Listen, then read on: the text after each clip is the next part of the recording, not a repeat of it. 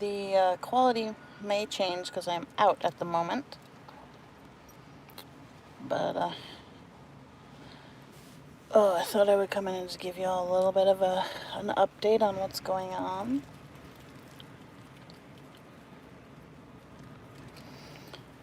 So, I'll just wait for a minute. Give it a short minute.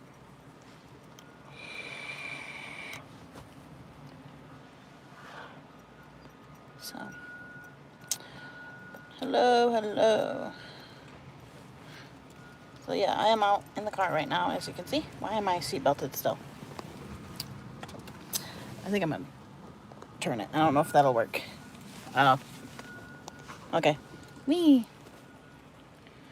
So,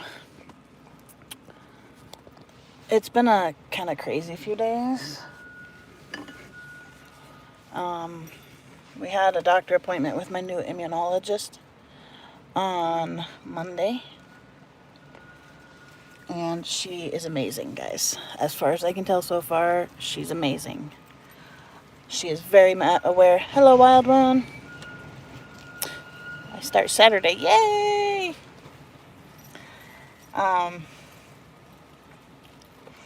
So we saw the new immunologist on Monday, and it's in the same office as the one I was seeing, but this one is way more knowledgeable and mast cell friendly. Willing to move a little bit faster than the other one was. Okay, that's allowed. Hang on. Anyway, there we go. Oh, I don't need the car on. So she actually kind of agrees it probably is something mast cell related. But she's like, there's like 4 or 5 different types, and we have to kind of nail down which one it is. So, because there are 2 types that are kind of more of a, not necessarily fatal, one of them isn't, she is going to rule those 2 out for sure. And then there's 2 different types of mast cell activation syndrome. She is going to send me to a hematologist to rule out the really bad form of mast cell that is actually fatal. Because it basically turns into leukemia, and the prognosis for that particular thing is not real great. So we're going to go to hematology. They're going to probably do a bone marrow biopsy. Yeah, exactly. I almost cried. I was so pleased. Because I was so nervous she wasn't going to be aware, mast cell aware and everything. And her and I just clicked a lot better than the other doctor did. But basically she walked in the room. Yeah, fingers crossed it's not that. Also, in order to diagnose that, they do have to do a bone marrow biopsy. She's like, now, if the hematologist decides you really aren't on the, like he doesn't think it's that, then she's like, I'm okay with you not having a bone marrow biopsy. I have had them attempt one in the past. It did not go well. They were testing me for when my spleen was large, and they were worried I had some sort of cancer. They were trying to do a bone marrow biopsy, and it did not go well. My body flipped shit over it as soon as they hit my bone. Of course, it was an in-office thing, so this next time it will be making sure they do it under general or something, because of the mast cell aspect of it, I think. But anyway, she's redoing some tests. She explained to me that my normal tryptase level does not rule anything out as far as systemic mastocytosis, mast cell, all that. She said what we have to see is a certain level of change during a reaction from your baseline. And she gave me the calculation it was, which, if I am correct, it does change enough for that. So, but she redid my tryptase. That's why there's that big old bruise on my arm from blood work. She's doing a couple more tests and stuff. So But she is amazing. She walked in and she's like, I can see the notes from, my partner, Dr. Love, and all that, but I want to start from the beginning, she says. By the way, that's our ER over there. Actually, that's the imaging area, but the ER is over there, which is where I was last night. But she literally went over every aspect of my history, allergy-wise, from the time I was a young child and things like that. So she was very, very thorough. She looked at the notes, but she didn't follow them as because she did this, I'm not going to do that. So for that, I am very thankful. Now, yesterday, I also have a story about when they drew, whoa, sorry, I'm shaking, guys. It's tremor. Tremor is pretty rough today, as you can see. Oh God, that's bad. Hang on. I need to open some windows a little bit. Give me a second.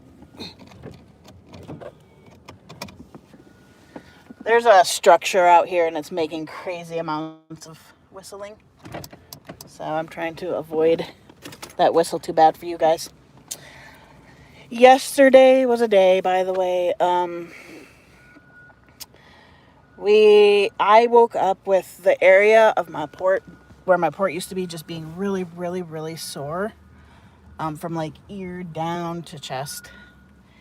And by the end of the night, when Hannah got home from school, it was hurting quite a bit. So we called the on-call doctor, and she said, I would like you to go in just to make sure it's not a reoccurring blood clot. So we did that. It took 3 hours, I think, to get an IV in me. Sorry, I don't want my finger to cover the camera, but if I hold it differently, it shakes. So they took 3 hours to get an IV in me because my veins were being buttheads.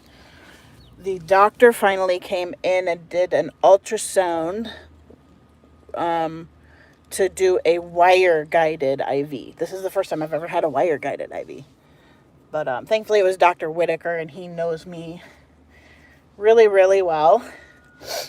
And he used a special one that they've had, which it starts off by you poke the hole, you put in a wire guided thing, and you just slip the needle over the wire and retract the wire. Now, the only vein they really could get was my crazy vein that they've used many times. So it's got a huge amount of scar tissue on top of it in the arm itself. The arm is scarred up. And going through that scar tissue is really painful, just in case you were wondering. Like, holy shit, it was super painful. Whoa, sorry. Tremor. So yeah, that was not fun. And while I was there, I don't know if you guys can tell much, but right when we left the house, I could tell I was starting a reaction. Knowing that contrast was happening and stuff, I'm like, okay, this is the prime time for my body to react. And my eye was starting to swell. So I asked them, can we do a dose of Benadryl? And he said yes, and gave me 50 milligrams of IV Benadryl, and then sent me home. I was so fucking loopy, guys. Oh my goodness. Because I didn't get the chance to sit there and sleep it off in the ER at all. Because my old ER in New York didn't let me go home for an hour after any IV meds. They would kind of make you wait a little bit just to regulate a little. So I'm used to getting meds and waiting. But no, we were only there for a half hour after. I was so loopy, which is totally okay. I was just like, whoo. And then my nurse, when we were leaving, because shift change had happened at 11, was the grumpy nurse. She's a good nurse, but she is this person who doesn't show emotion and stuff. She was nice when she was talking to me, but she's super quiet. She looks like she's incredibly grumpy and hates her job. But, she's a decent nurse. She's not our typical happily bubbly. We had Eddie check us in. Eddie is a fantastic nurse. He is just like, he's a really good nurse, and he knows me now and everything. And this was the funny part too, is that the CT people, I've had like 5 or probably 10 CTs at this hospital total, all very spread apart. It's not that she has a terrible bedside manner. She just is. She reminds me of my sister, Carissa, if my sister was a nurse. Like, Carissa was the type of kid who you always thought she was grumpy, but she wasn't. And that's just how this lady is. Like, she's super nice when she's talking and stuff. She's just not a outgoing person, you know. But she only was there for my med part. She wasn't the one doing my IV. They sent in Claudia, who Claudia has gotten my IVs a few times. And then they sent in Dr. Whitaker. So it's always interesting when the doctors have to come in and do the IVs. It's rare that it happens. I guess they have to do it for when you have to do ultrasound. And this is only the second time in my life I've ever had a doctor do an IV. Granted, Dr. Whitaker is great. He's so funny. Like,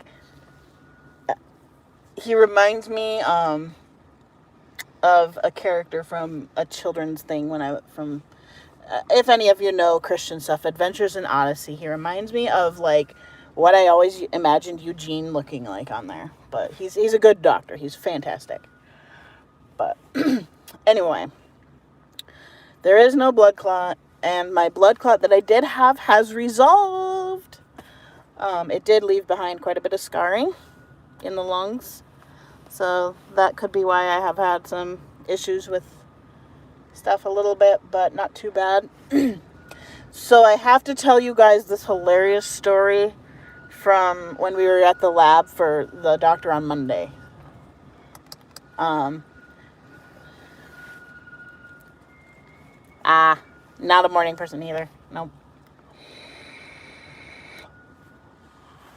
So Monday, she's like, I want you to go get some labs drawn for baseline. And so we went down to the lab, and we're sitting in there waiting for our turn. You know, there's like 5-6 people ahead of us. We sit down, we're waiting for like 15 minutes, and then this guy comes in. And you could tell as soon as he walked in, this guy was a character. We did not expect the character that he was, though. But he comes walking in up to the check-in counter, and he's like talking to the nurse about, I gotta get some blood. I gotta give you guys some blood. I'm selling it for like $500. He's like, you know what? We'll do a deal. $250 for a vial. And he comes down. He comes after check-in and sits down next to a complete stranger. It's COVID. You don't sit with it that close to somebody you're not in a germ pool with, you know? Sits right down next to this stranger lady. And starts talking to her. And then at first it's like, oh, it's a wonderful day. God loves all y'all people. And he sits down next to this lady and is going on with her about his bracelet he bought at a secondhand store that is real gold and contains a hair from King George, because it's a bracelet of mourning.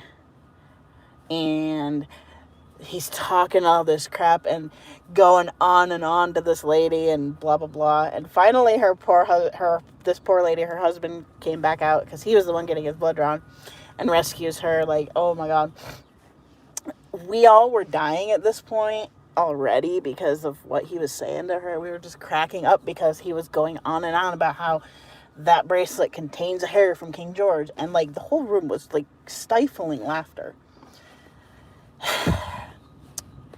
Then his captive audience left, and this other lady walks by, and he starts talking to her. And every time somebody came in or they called somebody's name there, he's like, God bless so-and-so and your family. May you have a wonderful, blessed day. And then he turns around and notices us. And I'm sitting there with my walker because they had no wheelchairs available that day, and I had to use my walker. And he says to me, he goes, oh my God, may God bless you. And one day that walker turn into working legs for you, young man, you handsome young man. Then he realized, oh shit, that's a girl. Ma'am, he says, ma'am, my apologies, I mistook you. And then he's sitting there for just a second and notices that I am with Hannah. So, of course, seeing me as looking kind of masculine, Hannah looks like a female. God bless you, rainbow people, he says. And this is when we just started dying. Hannah started dying. And he's like, God loves all y'all rainbow people, and I love all the rainbow people. And we were dying. He kept going on and on about the rainbow people and everything. And then he asked us if we wanted to go to a Royals game with him one day. And we're like, no. And then this, I'm sorry that I'm going to be using terms in this, but an older-ish black man walked in. And suddenly this guy gets up and he's like, sir, I am in your service. I will not sit back down until you give me permission. Do you give me permission to sit down, sir? I am in your service. And he bows to him. And the guy's like, please sit down. And then he goes on. He's like, sir, you need to look up on Google this black preacher. He's a Southern Baptist preacher. You'll love him, sir. And blah, blah, blah, blah, blah. Going on and on about this black preacher and to the black guy.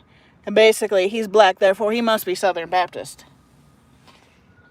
And then this couple walks in, and they're of, Hispanic descent. Or so it would appear.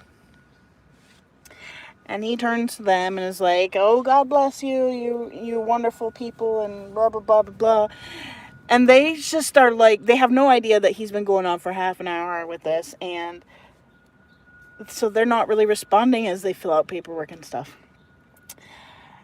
And he says to them, I apologize. I am wearing 2 crosses. I know you Catholics don't like it when we wear more than 1 cross. I apologize. I am Christian and I wear many crosses.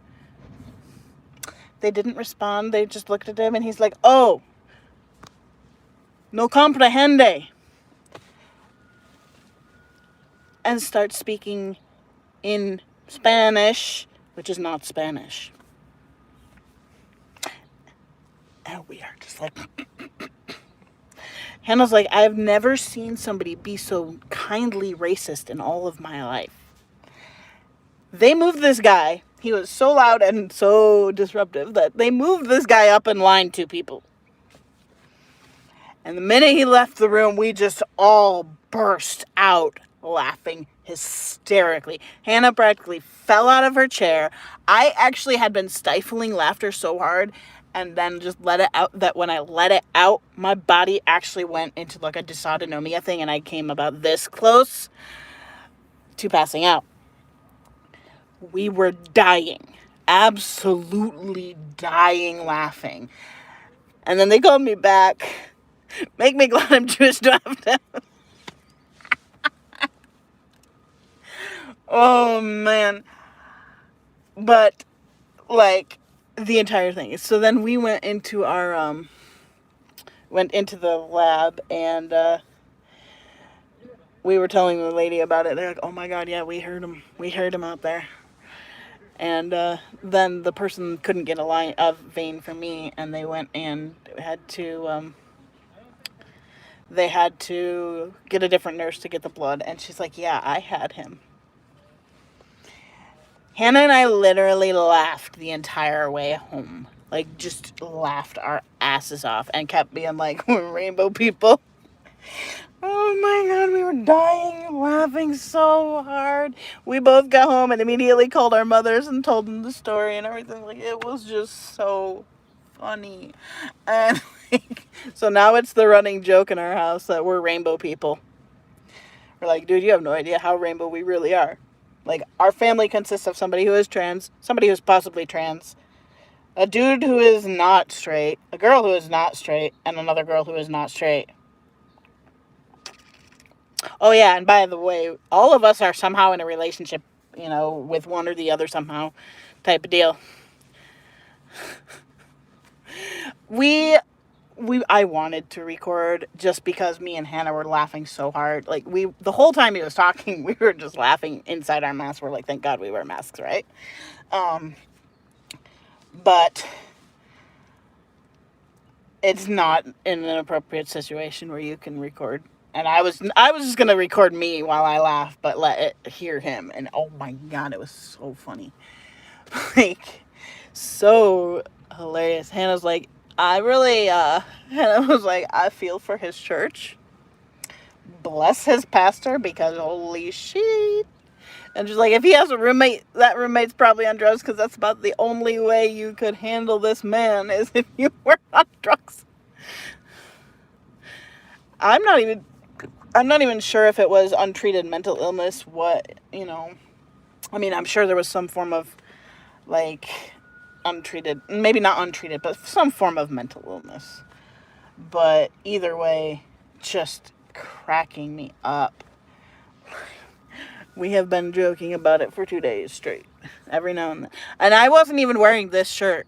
Like, wasn't wearing this shirt. Had I been wearing this shirt, I could have understood that. But, like, no. He called us rainbow people because obviously 2 women sitting there together, one looking like a dude, one not, must mean we're a couple and we're gay. It was really funny. But we just died. Where did I get the shirt? I actually made this shirt myself. I bought it because dinosaurs. My little site is a dinosaur fan, right? And the funny part,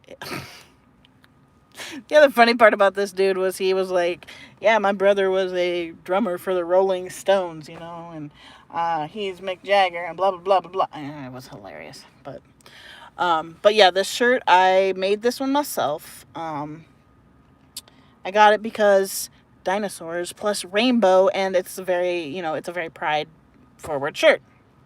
Thank you, race car. I made myself another one. I've got some more to make. I think I'm going to make a short pair of shorts that goes with this because I have fabric for that. And then I have a couple other fabrics.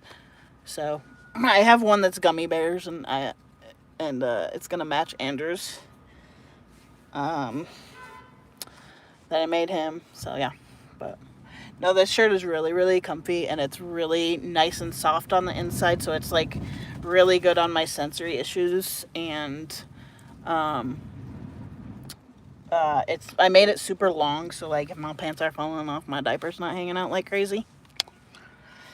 But yeah, so I look rough today, guys. I look pretty rough. Like, look at that arm. That is a cranky arm. So not only did they have to do IVs, but like every time when they were putting in the IV in this arm, because I'm on a blood thinner, I bled all over the floor.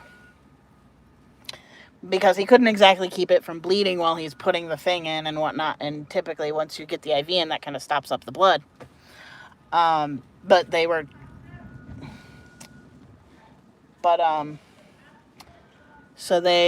had blood all over the floor from that one, and then my other side that they had sort of gotten the IV in, it was literally only a teeny bit in. It wouldn't advance past a valve. When she was taking that one, she was trying to take it out, right? But she was trying to flush it all the way in, and then it wouldn't go, so she was going to take it out. So she turned around to grab the gauze and the tape to take it out, and it fell out while she was turned around and just poured blood all over my bed and on the floor. So yeah, that was fun. It was an interesting. Yeah.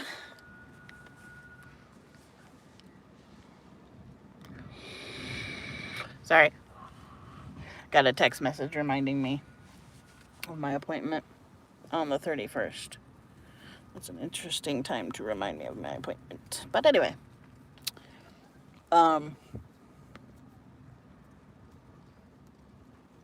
Yeah. But I am rough today. I am exhausted, and we're going to do a little bit of retail therapy. Hannah is currently in the Burt Nash Center, which is where we go for mental health stuff, to reset up services, and I was going to do it today, but I am too mentally exhausted for that. So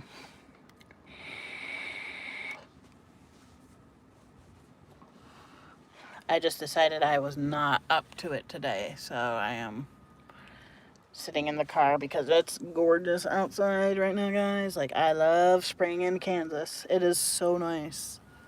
Like, the level of gorgeousness it is. Jimmy is dying to go outside today. Like, he is just begging and loud. Wants to be outside so bad, but it's too windy. Yesterday it blew down. So, hello, DG. Yesterday the wind blew out front in the apartment next door to us. They were emptying it out, and they had this big old cart, and they were filling it up with stuff. And yesterday the wind blew that over, and it was pretty heavy. I am not driving now. I'm in the car, but I don't drive. Hannah's in an appointment thing. I am just sitting in the car because it's gorgeous outside, and why sit in uncomfy chairs for an hour? But no, I am not driving. But no, Jimmy wanted to go outside, but I'm like, hey, dude, it's too windy. Your cage will get blown away. I don't drive anymore. Kind of sad about that, but I do not drive anymore because the seizures and just in general health issues, you know, like with the dysautonomia and the randomly passing out. It's not a good plan. We're kind of starting to wonder if I'm having seizures in my sleep a lot more often than I was thinking. Because of, like, different injuries and stuff, like my thumb injury. That's a toss-up. Oh, sorry.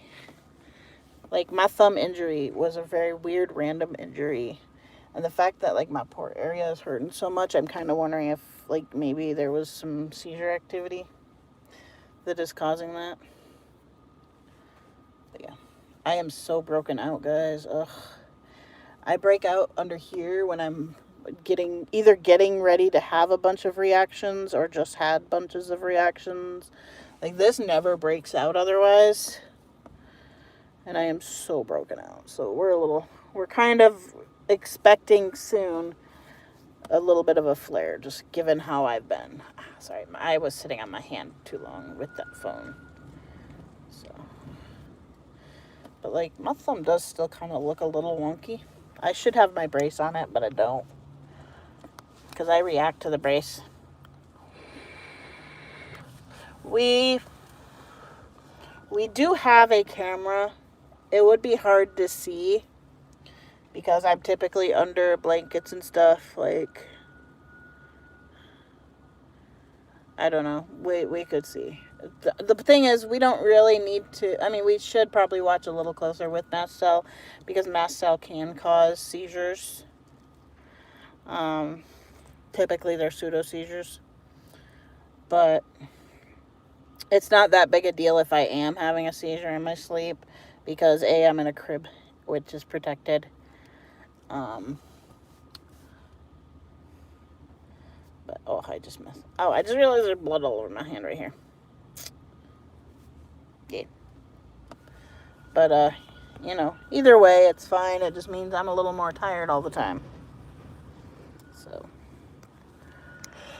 But, I mean, like, you guys, if I'm not streaming, that means I am not feeling great. And it's just been, like, my body has been very... bleh. I have a really rough sinus headache today. Where's my baby monitor? Yeah, it's not plugged in at the moment. Andrew kept having trouble with it. He couldn't figure a setting out when it was working. Like, the only purpose of it is it's not really a baby monitor as much as it is a kind of just a camera in general. If we really need to, we'll get a better system for monitoring me. But at the moment, it doesn't really matter. So, oh my goodness, guys. So, Leo is a shit. But he's the most adorable shit on the face of the planet right now. Like, he has been so attentive and snuggly with me. Like, so much. He was, he was literally wanting to be near me at all times and wants me to pet him and everything. So, like, rolling on his back, loving on me. It's adorable. But also, little shit. I might have actually bruised my finger with my phone. Whoopsies. Um, him and Simon today, like, the zoomies were real, and I was being used as a jungle gym. Like, Leo would be sitting on my lap, and then he'd run into the kitchen and run back and jump on me and then leap off of me and run, run, run. I haven't even looked at my leg yet, but I'm pretty sure there's probably some cat scratches on there. I know there is because that cat needs his nails clipped. But granted, they're being really cute, and actually he hasn't been naughty at all. He's just been active and adorable. Like, he is such a cute cat. But yeah, he's been a nutcase. Simon is doing really good right now too. He's a little bit balding on his butt from pulling his hair out, but he's so cute. I just love that they now walk up to me and just like, come get pets, come get love.